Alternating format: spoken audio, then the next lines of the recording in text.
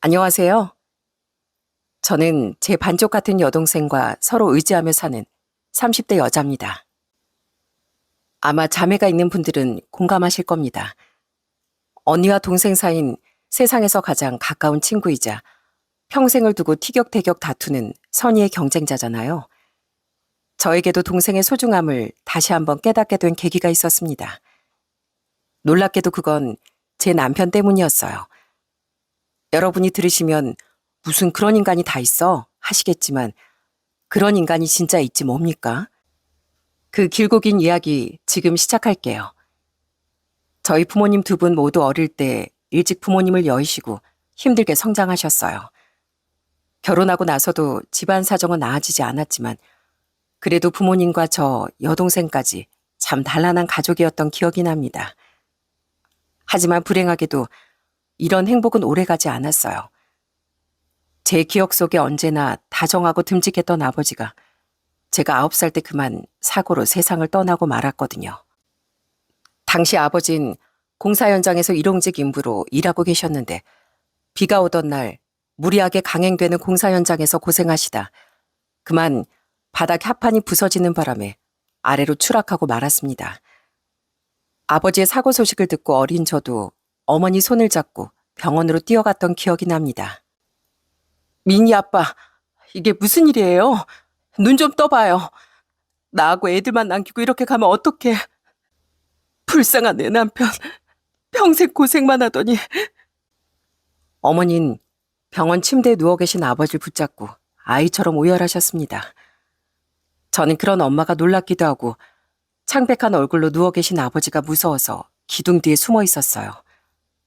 그렇게 무슨 일인지도 이해하기 전에 아버지를 떠나보내고 어머니는 홀몸으로 저와 여동생을 기르셨어요. 애기 엄마, 상추 좀 사가요. 오늘 상추 싱싱해요. 그냥 가지 말고 와서 구경이라도 한번 하고 가요. 상추가 한 봉지에 1,000원, 1,000원이에요. 어머니는 야채 장사라며 힘들게 저희를 돌보셨어요. 처음엔 길에다 좌판을 깔고 야채를 팔다가 여러 번 쫓겨나기도 하고 심보가 못된 사람들에게 시달리기도 했죠. 사춘기 땐 그런 어머니가 창피해서 일부러 먼 길을 돌아 어머니가 계시는 시장을 피해가기도 했습니다.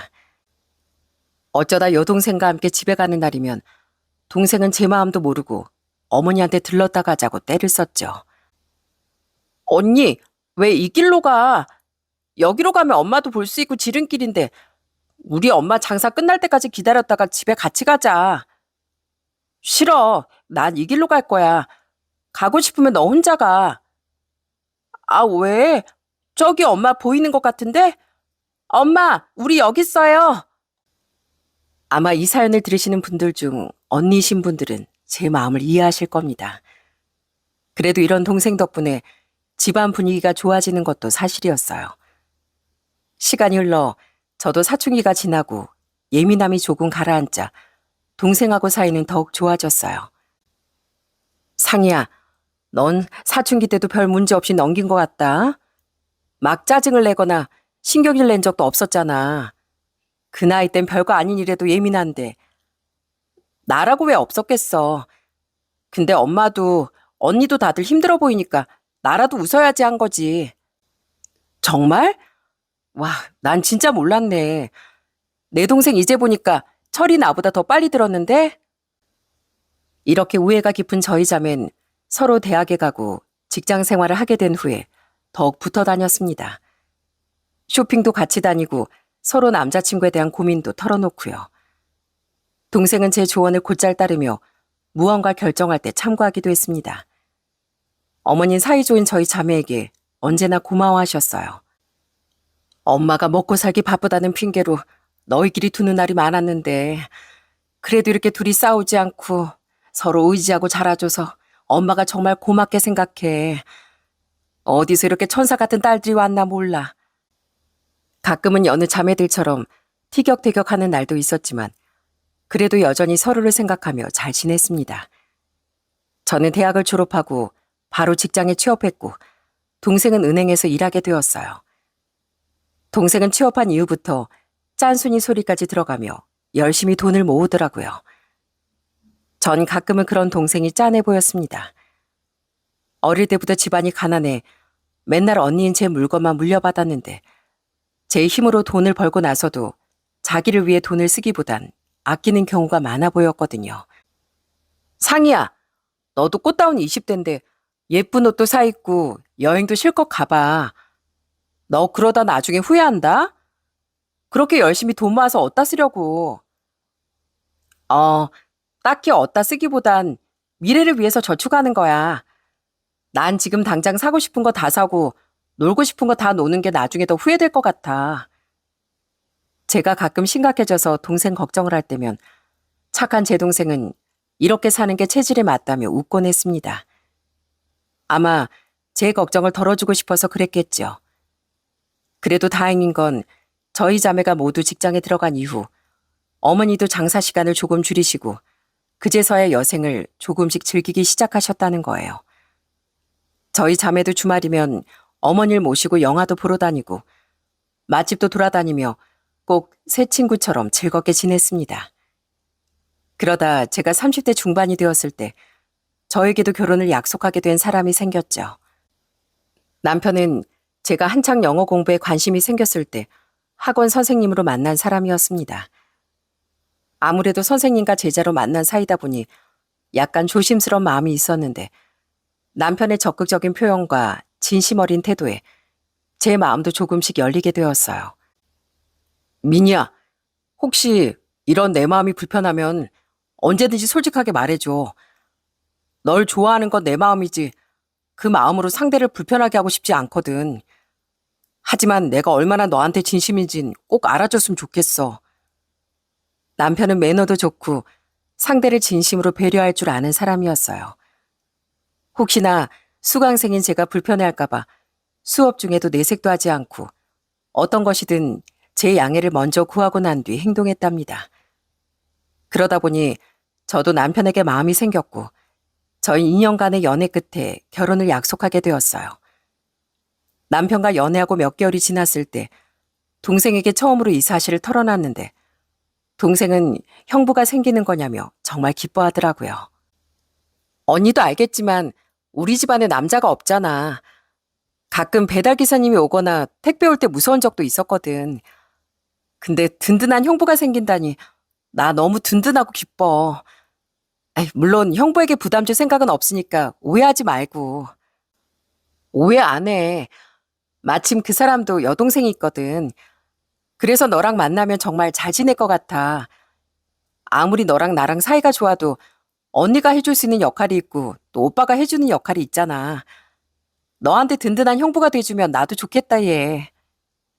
제 바람처럼 남편은 동생에게 든든한 큰오빠 같은 형부가 돼주었어요. 가끔 맛집을 갈 때 동생도 불러내서 먹이거나 생일이면 용돈을 주기도 했어요.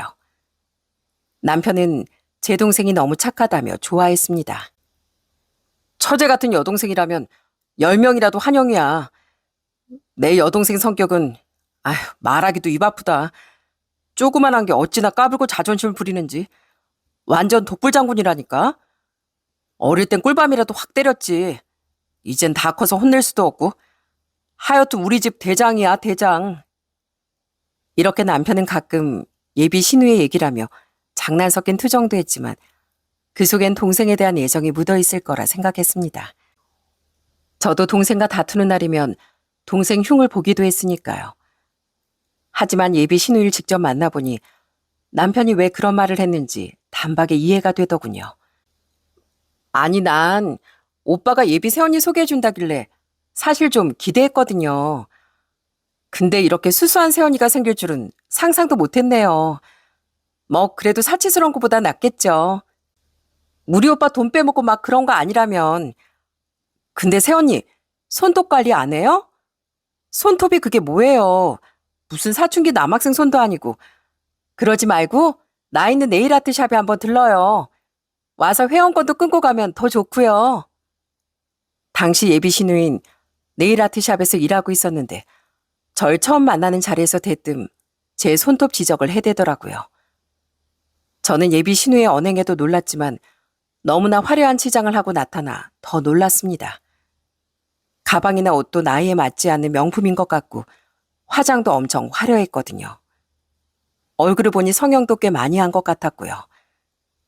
이때까지 언제나 연한 화장에 편한 옷만 입고 다니는 제 동생만 보다가 꼭 연예인 같은 예비 신우를 보니까 괜히 더 어색한 마음이 들었어요.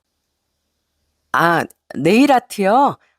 저도 가끔 여행 가기 전에 받기도 하는데 직장 생활 하다 보니까 너무 화려한 네일은 하기가 그렇더라고요. 그래도 아가씨 덕분에 앞으로 네일 걱정은 없겠네요. 저는 나름 어색한 분위기를 풀어보겠다고 웃으며 말했습니다. 저도 아무리 신우이라도 공짜로 네일을 받거나 할 생각은 전혀 없었어요. 하지만 예비 신우인 제 말을 오해했는지 갑자기 정색을 하며 제 말을 받아쳤습니다.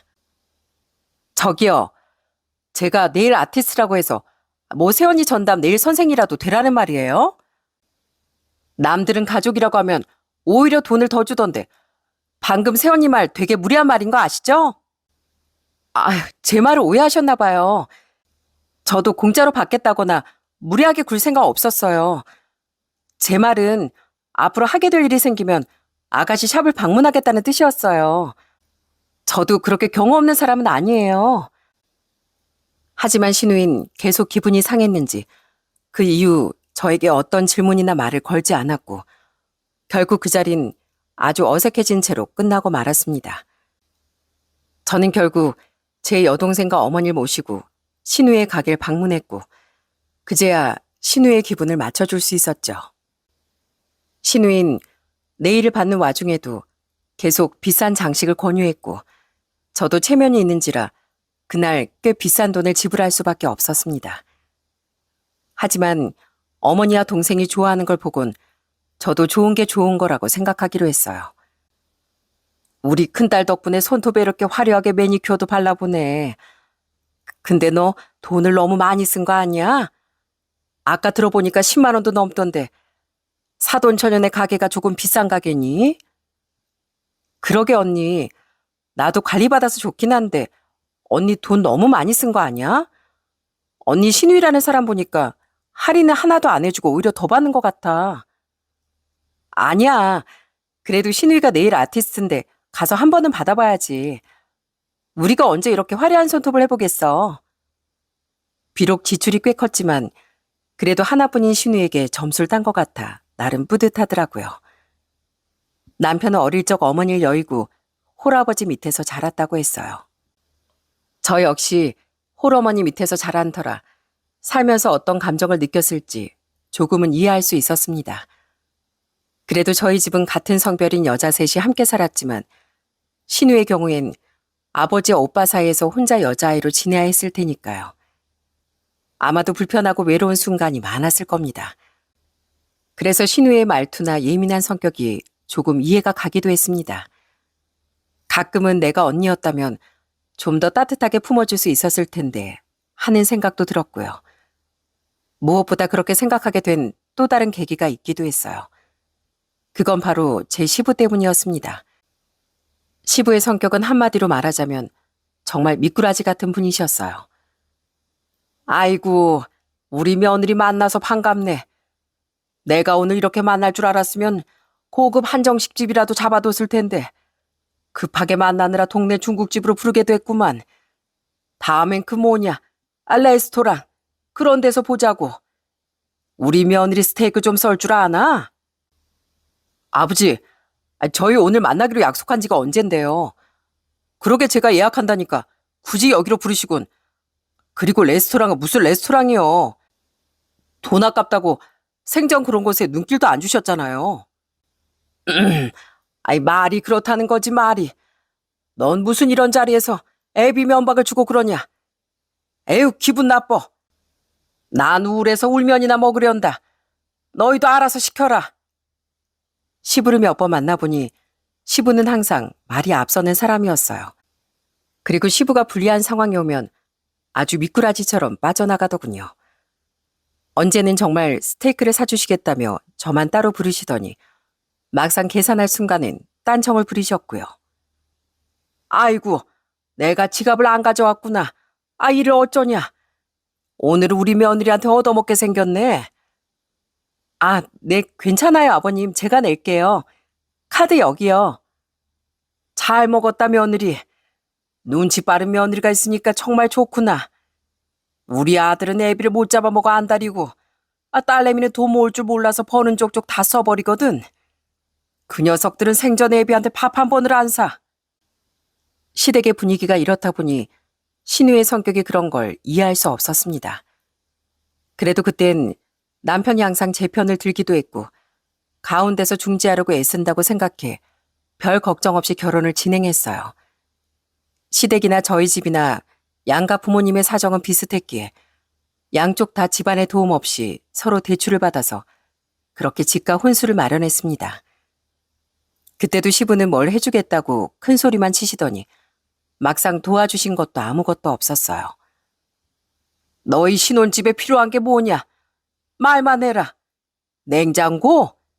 세탁기? 아니면 TV? 이 시애비가 다 사줄 테니까 말이야. 말씀만으로도 감사해요, 아버님. 근데 저희 이미 혼수는 다 마련해서 신혼집에 들어간 지도 3개월이 넘었어요. 정말? 아유, 언제? 나한테 말도 없이. 그거 참 아쉽구나. 근데 이미 또 샀다니 새로 살 필요도 없지 않니? 다음에 가전제품 바꿀 땐 꼭 나한테 먼저 말해. 시부가 늘 이런 식이니 제가 뭘 말할 수 있겠습니까? 그래도 이 정도면 웃으며 넘어갈 수 있었습니다. 애초에 시댁에 뭘 바란 적이 없으니까요. 오히려 저희 어머니가 뭘 해주지 못해 항상 속상해 하셨죠. 민희야, 오늘 엄마 장사 일찍 접었는데 우리 딸 집 가서 저녁밥이라도 해줄까? 엄마가 가진 게 없어서 우리 딸 시집갈 때도 도와주지도 못하고 항상 미안하게 생각해. 우리 사위한테도 면목이 없고. 아유, 엄마, 왜 그런 말씀을 하세요? 엄마가 매번 반찬도 보내주시고 그이 좋아하는 삼계탕이다 장어다 전부 손질해서 보내주시잖아요. 그걸로도 너무 감사해요, 엄마. 그러니까 괜히 마음 쓰지 마세요. 아셨죠? 배서방도 장모님 고생하시는 것 같아서 죄송하다고 하고요. 그냥 하는 말이 아니라 결혼 초만 해도 남편은 장모님 고생하시는 것 같다며 전전긍긍하더라고요. 가끔 어머니 가게로 나가서 무거운 물건도 들어드리고 퇴근길이면 모시러 가서 저녁 식사도 함께 하고요. 장모님, 앞으로도 무거운 상자나 짐 같은 거 있으면 바로 저한테 연락하세요. 장모님 혼자 나르시다가 허리라도 다치면 어쩌시려고요. 그러면 이 사위 마음이 찢어집니다.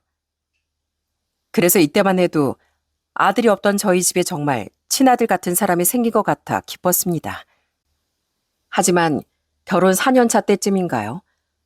남편이 슬슬 변하기 시작하더라고요. 당신 현관 앞에 모아둔 옷 뭐야? 몇 번 안 입은 옷 같던데 설마 버리는 거야? 아, 그거 잘 안 입는 옷들 모아둔 거야. 그중에 새 것도 있고 한 번 입고 나한테 안 어울려서 그냥 둔 옷도 있거든. 그거 모아다가 상희한테 주려고. 그중에 마음에 드는 거 있으면 골라 가지라고. 그때 제가 몇 번 안 입어서 버리기 아까운 상태 좋은 옷들을 모아뒀는데 남편이 무슨 일인지 관심을 보이더라고요. 저는 다음날 동생한테 그 옷들을 가져다 주려고 했죠. 그런데 아침에 일어나니까 아무리 찾아도 옷봉투가 없는 거예요. 전날 남편에게 옷에 관해 설명했기에 설마 재활용으로 버렸을 리도 없었습니다.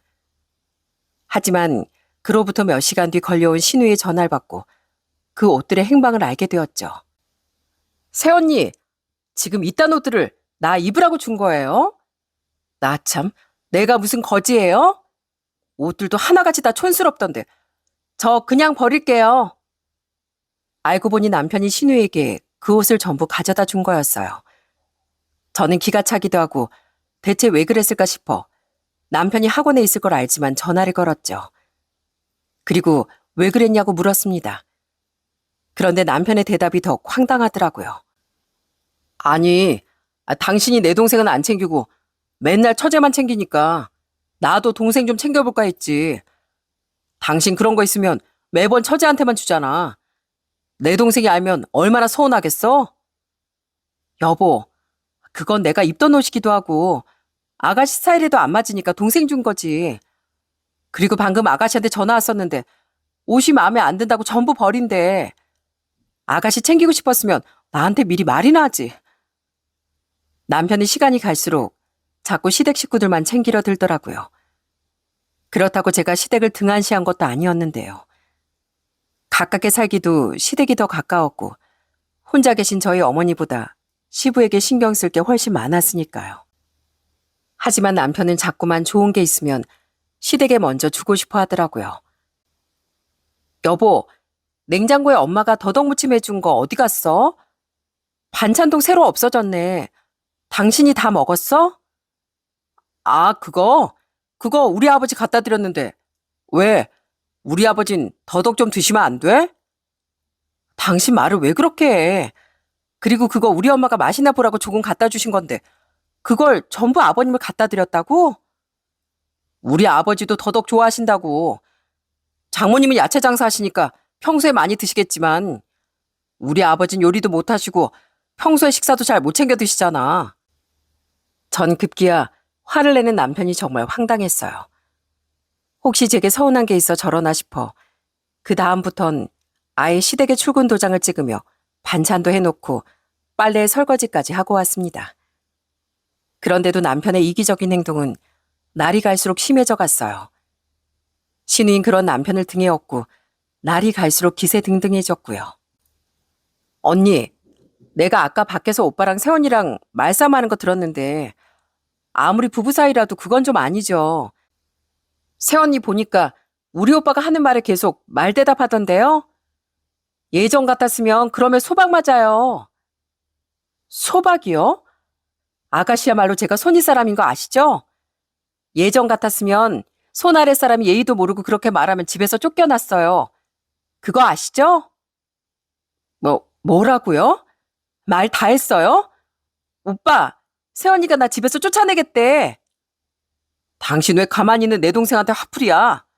불만 있으면 나한테 와서 얘기해. 나도 당신이랑 싸우고 처제 불러다 혼내볼까? 아, 당신 그러면 좋겠어?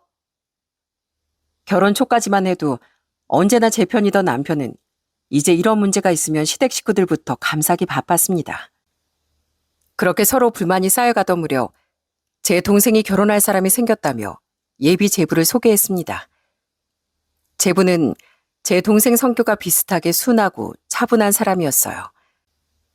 동생과 같은 은행에서 일하고 있다는데 이제 정말로 평생 동생 곁을 든든하게 지켜줄 사람이 생긴 것 같아 너무 다행이었고 고맙기도 했습니다. 우리 가족이 된 걸 환영해요, 제부. 내 동생이 잘 웃고 밝아 보이지만 마음도 여리고 눈물도 많은 애예요. 집안 환경 때문에 너무 빨리 철이 들어서 내가 미안하게 생각하기도 하고요. 앞으로 서로 의지하면서 잘 살았으면 좋겠어요. 언닌 별말을 다 해. 오히려 언니가 너무 잘 챙겨줘서 나야 부족함 없이 잘 자랐지. 고마워, 언니. 맞습니다, 처형. 상희에게 말씀 많이 전해 들었어요.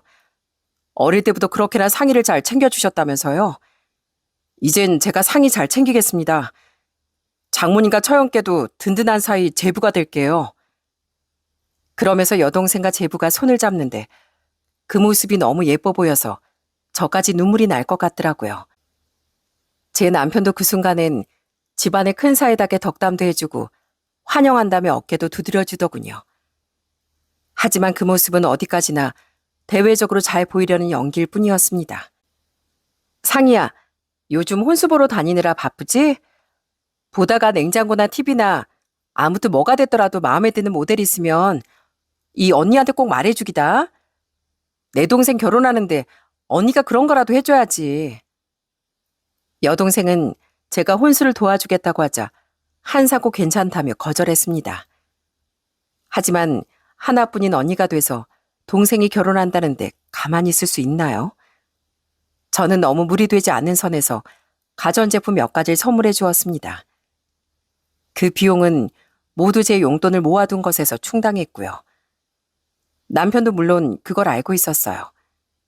그렇게 동생의 결혼식이 다가왔고 그때까지 남편이 하나뿐인 처제에게 아무런 관심도 없어 보여서 제가 슬쩍 한마디 했습니다. 이번에 상이 결혼할 때 축의금은 당신이 하는 거 어때? 내가 따로 주긴 할 거지만 그래도 당신이 형부인데 가만히 있을 순 없잖아. 당신도 참 별 걱정을 다 해. 아무렴 하나뿐인 처제 결혼식에 내가 그냥 넘어가겠어? 축의금은 다 생각해둔 게 있으니까 걱정 마셔. 내가 처제 섭섭하지 않게 준비해뒀으니까.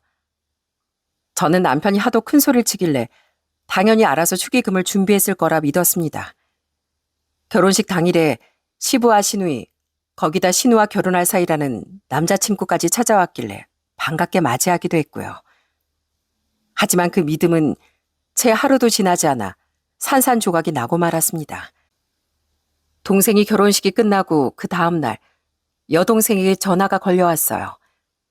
동생은 정말 조심스럽게 제게 물었습니다.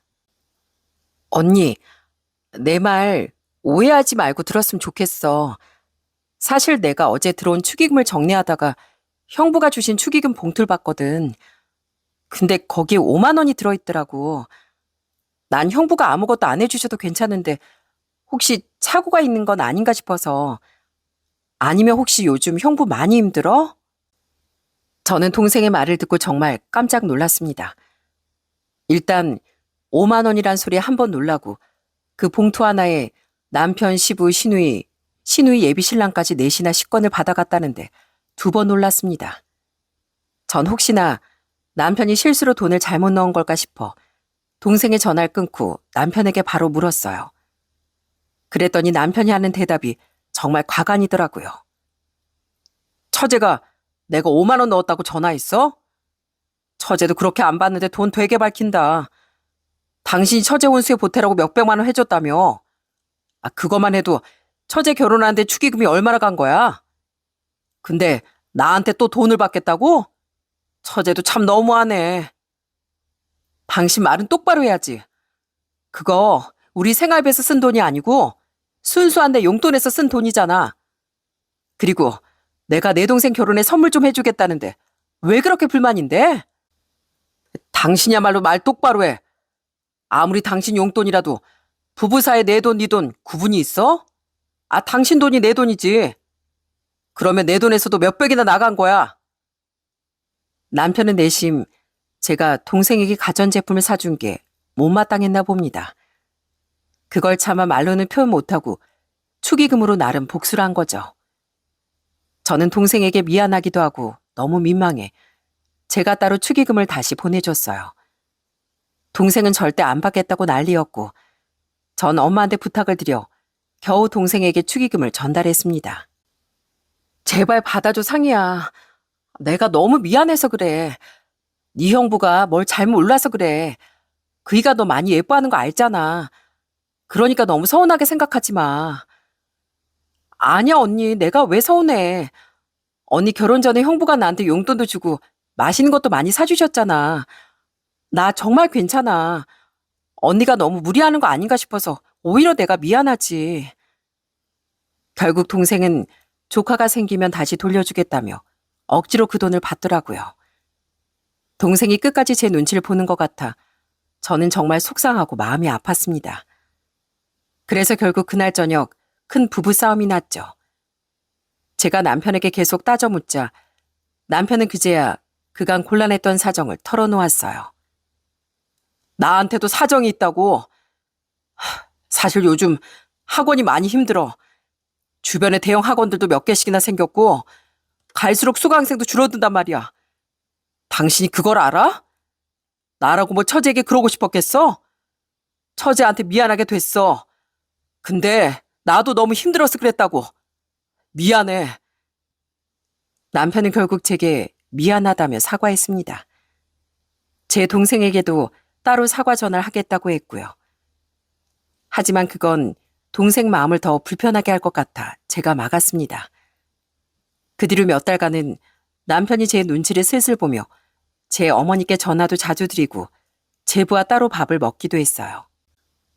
하지만 그 모든 게 다 꿍꿍이가 있는 계략이었더군요. 그로부터 5개월 뒤 신우인 일전에 제 동생 결혼식에 데려왔던 남자와 결혼식을 올리기도 했습니다.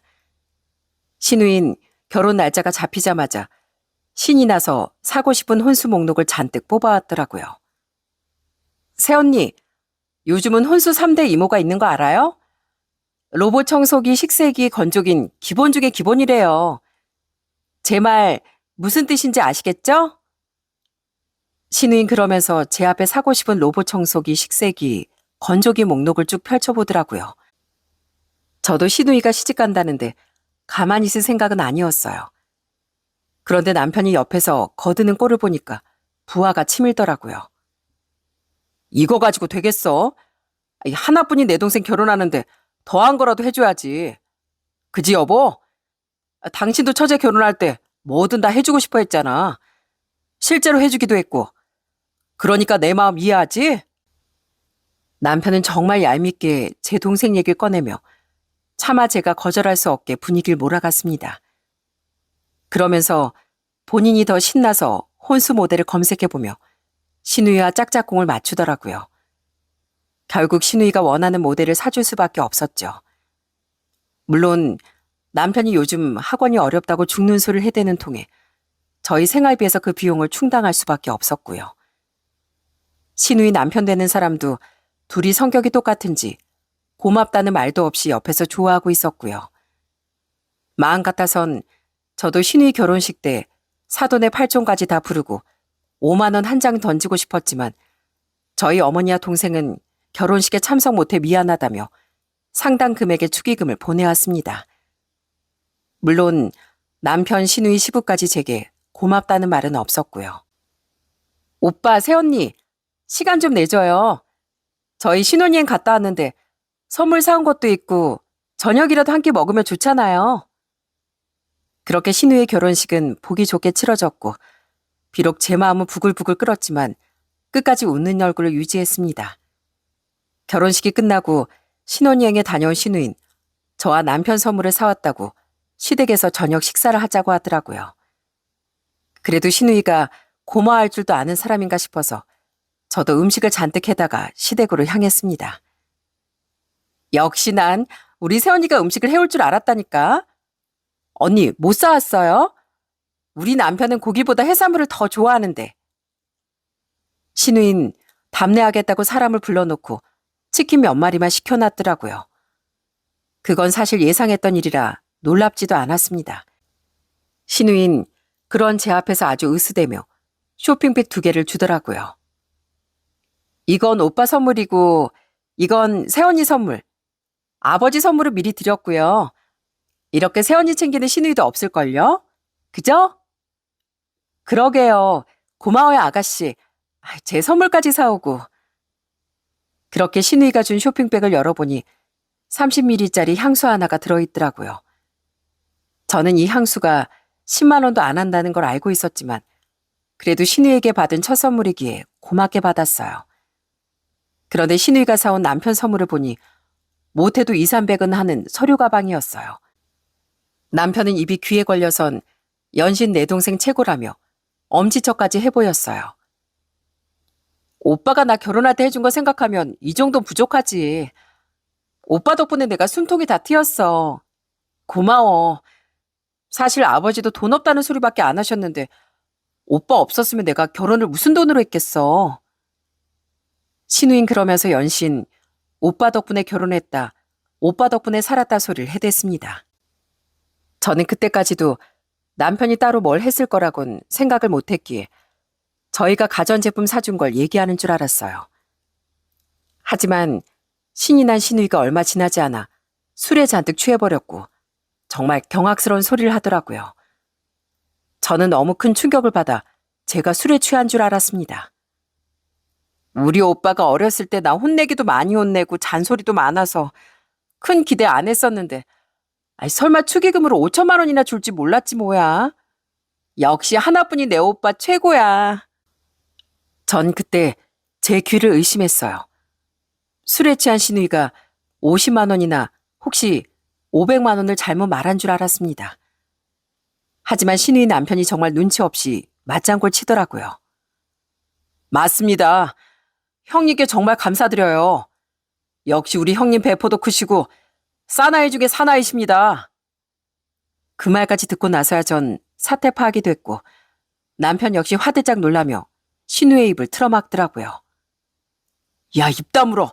조용히 못해? 그걸 왜 여기서 말해? 말하지 말라니까.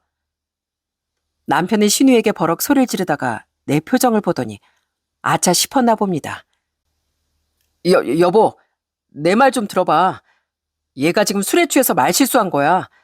내가 그만한 돈이 어딨어. 말실수한 거라고. 당신 얘 허풍을 믿는 거 아니지? 이거 놔. 허풍이라고? 그럼 서방이 말은 뭔데? 왜 당신한테 고맙다고 하는 건데? 새언니, 지금 여기가 어디라고 우리 오빠를 갈궈요? 아주 그러다 우리 오빠 잡아먹겠네 아주. 여기 새언니 시댁인 거 잊었어요? 신우인 눈치 없이 자기 오빠를 갈군다며 절 갈구기 시작하더군요. 그때까지 식사하기 바빴던 시부도 저를 나무라기 시작했고요. 새아가, 너도 좀 너무하다. 하나뿐인 여동생이 결혼한다는데 오빠가 돼서 그 정도도 못해줘? 능력이 있으면 해줄 수도 있지. 넌 꼭 이 좋은 날 남편을 쥐잡듯이 잡아야겠어. 동민아, 잘했다. 오빠로서 할 역할을 한 거야. 장하다 내 아들. 이 애비도 새장가 가면 그만큼 해줄 거지? 농담이다, 농담이야.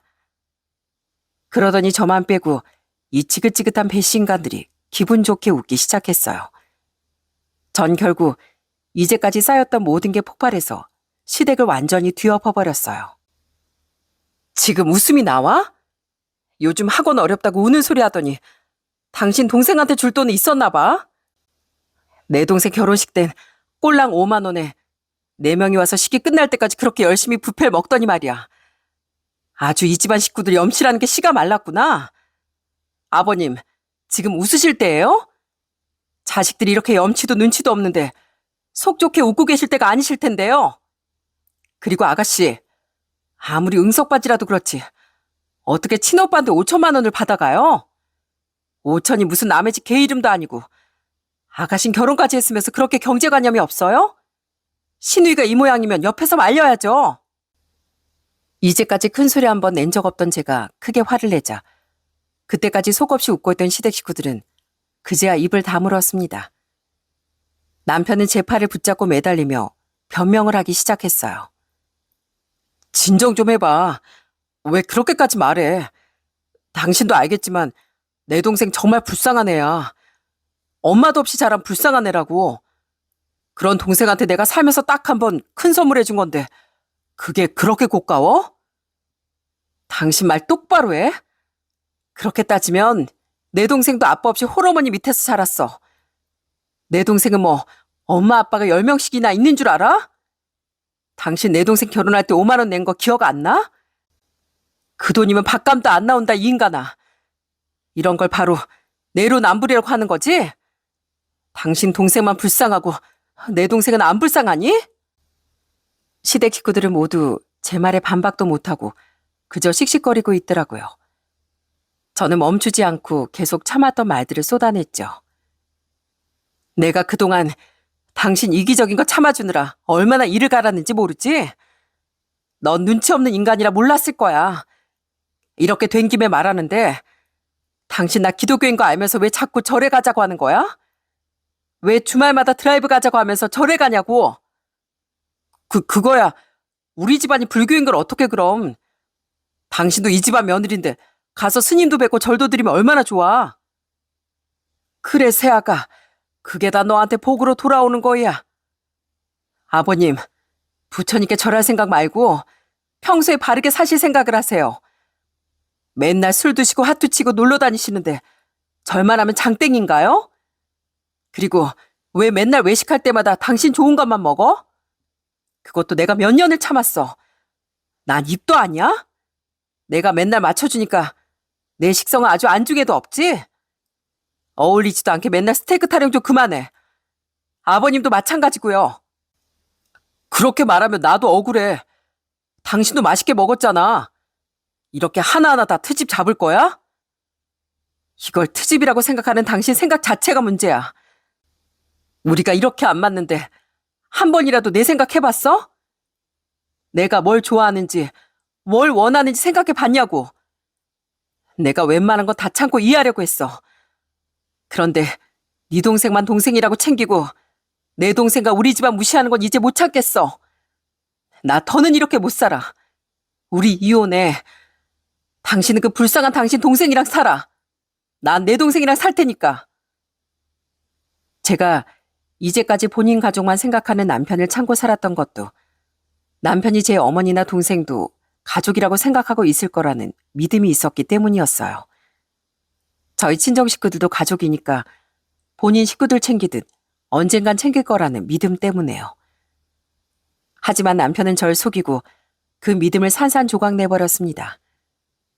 저는 더는 망설이지 않고 남편에게 이혼 선언을 했습니다. 남편은 이때까지 절 바보로 봤는지 제가 이혼하자고 할 줄은 몰랐나 봐요. 남편은 그제야 정신이 번쩍 들었는지 제 바지가랑이를 붙잡고 울기 시작했습니다. 내가 미안해, 여보. 정말 잘못했어. 우리가 어떻게 헤어져? 나 당신 없는 인생은 상상해 본 적도 없어. 우리 앞으로 아이도 낳고 서로 부모님도 모셔야지. 우리가 맞은데 이혼은 집안 망신이야. 하지만 전 그런 남편을 다시는 용서하지 않았습니다. 제가 단호하게 남편을 뿌리치자 시부까지 절 말렸지만 모두 뿌리치고 제 가방이나 챙겼어요. 그랬더니 남편이 이번엔 완전히 악에 받쳐서 제게 막말을 퍼붓더라고요. 꼴에도 자존심은 있었나 봐요. 그래, 가라, 가. 네가 나 없이 잘 살 수 있을 것 같아? 나가보면 당신보다 몸매 좋고 예쁘고 상냥한 여자들 널렸어. 쭉쭉빵빵 여자들이 한 트럭인데 뭐가 잘났다고 그렇게 큰 소리야? 그러면 내가 끝까지 매달릴 줄 알았지? 나도 당신한테 할 말 많아. 그래? 세상에 그 어느 여자들이 당신 그 배를 보고 좋다고 하겠니? 네 배 좀 보고 얘기해. 배 좀 보고. 당신 허리가 36이던가? 그러다 아예 빵 터지는 거 아닌지 모르겠다. 그 배를 하고도 밥이 넘어가니? 얼굴에도 저렇게 살찐 것 좀 봐. 거울은 왜 대체 안 봐? 얼굴에도 아주 살이 띠룩띠룩 쪄서 목이 안 보여, 목이. 어떤 여자가 미쳤다고 배 나오고 살찌고 여드름 투성이에 머리까지 다 빠져가는 이웃놈한테 좋다고 하겠니? 그럴 시간 있으면 가서 살이나 빼고 머리나 심어. 이 찐따 같은 놈아. 제가 남편이 제일 싫어하던 탈모 얘기까지 꺼내자 남편은 물론이고 시부와 시누이 남편까지도 슬그머니 손으로 정수를 가리더군요. 그 꼴을 보자 어찌나 우습던지요. 저는 마지막으로 나오며 시누이가 준 싸구려 향수를 챙겨들었습니다. 향수 고마워요, 아가씨. 이 싸구려 향수는 화장실 방향제로 쓰도록 할게요. 뭐예요? 그거 비싼 거예요. 10만 원이나 하는 건데. 저는 제 뒤통수에 대고 길길이 소리치는 시누이와 탈모 직전인 시댁 남자들 뒤로하고 집으로 돌아왔습니다. 집에 오고 나니 좀 더 싸붙여 줄 걸 싶었어요. 그렇게 격동의 밤이 지나고 전 다음 날 바로 남편 학원으로 이혼 서류를 써서 보냈습니다. 남편은 끝까지 이혼을 못하겠다며 버텼고 결국 제가 소송 이야기를 꺼내자 마지못해 이혼 서류에 도장을 찍었습니다. 저희 5년간의 결혼 생활은 이렇게 종지부를 찍었네요. 남편과 결혼은 정리할 것도 별로 없었습니다. 어차피 반반 돈을 모아 마련한 신혼집, 그저 법대로 재산 분배라면 그뿐이었으니까요. 한때는 이 사람만이 제 전부일 거라 생각했는데 정리하고 나니 별것도 아니었더라고요. 그렇게 이혼을 하고 3년쯤 지났을까요? 우연히 남편 학원 근처를 지날 일이 있었는데 언뜻 보니까 학원이 폐업을 하고 임대 딱지가 붙어 있더라고요. 사실 수강생이 많은 학원도 아니었고 강사진이라도 좋은 사람들로 구했으면 조금 나았을 텐데 남편은 돈 아낀다고 경력도 없는 강사들만 구해다 쓰고 있었어요. 그로부터 얼마 후 예전에 같이 수업을 들었던 지인에게 남편 소식을 듣게 되었죠. 아니, 우리 다녔던 학원 폐업한 이유가 맘카페 소문이 나서 그렇다면서요? 애들 다니게 형편없다고요. 그렇다고 성인반 수업에 투자하는 것도 아니었잖아요. 딱 망할 만 했죠 뭐. 전 남편은 학원 운영비가 모자라 여기저기 대출까지 끌어쓴 모양이었어요. 그러다 강사들 월급도 밀리기 시작했고 결국 학원 문을 닫을 수밖에 없었나 봐요. 듣자 하니 지금은 원장이었던 자존심 때문에 다른 학원에 가지도 않고 그저 백수로 지낸다고 하네요.